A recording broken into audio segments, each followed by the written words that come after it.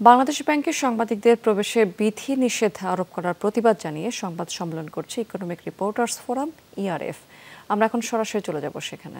Ceylon family ব্লেন্ডের কড়ালিকার আর সতেজ সাদের perfect ব্লেন্ডে স্বপ্নেরা মিলুক টানা। কেউ কেউ প্রশ্ন তুলেছেন, এর আগে জানতে হবে অন্য দেশের কেন্দ্রীয় ব্যাংক সাংবাদিক প্রবেশের প্রয়োজনীয়তা রয়েছে কিনা। যুক্তরাষ্ট্রের কেন্দ্রীয় bank, federal reserve bank of England, reserve bank of India সহ বিভিন্ন দেশের কেন্দ্রীয় ব্যাংকের ওয়েবসাইট অনেক সমৃদ্ধ। সেখানে অর্থনীতির সব সূচকের নিয়মিত আপডেট ছাড়াও বোর্ড মিটিং এর কার্যবিবরণী, বিভিন্ন ব্যাংকের বিরুদ্ধে শাস্তিমূলক ব্যবস্থা সহ সব ধরনের তথ্য প্রকাশ করা হয়। যে কোনো সাংবাদিক প্রশ্ন করলে দ্রুত রেসপন্স করা হয়। আবার এসব দেশের আর্থিক খাতে সুশাসনের মাত্রা অনেক উঁচুতে। পদ্ধতিগত কারণে সেখানে কোনো অনিয়ম দুর্নীতির তথ্য আড়াল করা কঠিন।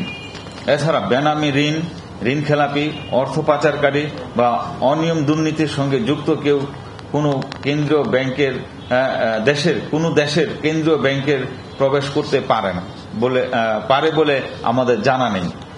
এখন বাংলাদেশে সবার জন্য উন্মুক্ত রেখে কেবল সাংবাদিক প্রবেশে নিষেধাজ্ঞার মাধ্যমে আসলে কি তথ্য আড়াল করার চেষ্টা করা হচ্ছে, আমরা সেই বিষয়ে প্রশ্ন রাখতে চাই।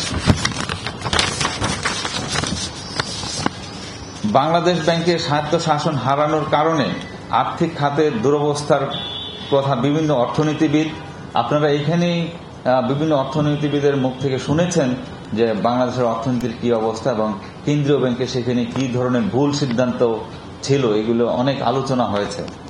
গবেষকদের বক্তব্য উঠে এসেছে কেন্দ্রীয় ব্যাংকের মূল্যস্ফীতি নিয়ন্ত্রণের ব্যর্থতা, বৈদেশিক মুদ্রা রিজার্ভ ব্যবস্থাপনার দুর্বলতা, তদারকি ব্যবস্থার ভঙ্গুরতা, বিভিন্ন গোষ্ঠীর চাপে নীতির ধারাবাহিকতা রাখতে না পারার বিষয়টি সবার এখন জানা।